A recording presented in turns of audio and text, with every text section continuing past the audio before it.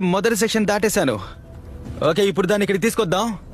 ఆ చిమ్నీ మీదకి వచ్చేసరికి మనకు అసలు కథ మొదలవుతుంది. ఇక పైకి వెళ్దాం. ఇక్కడి నుంచి పై వరకు ఎక్కడం కొంచెం కష్టంగానే సాగుతుంది. ఎక్కడం దిగడం కంటే ఇది చాలా కష్టంగా ఉంటుంది.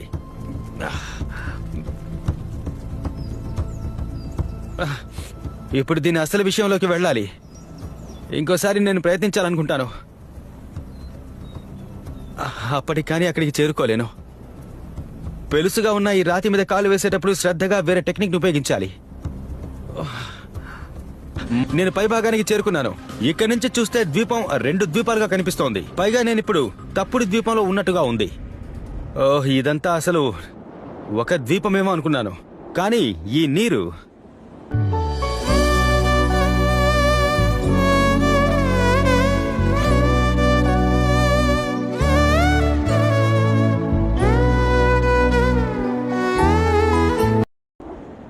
కానీ అక్కడ ఒక సమస్య ఉంది చూడండి.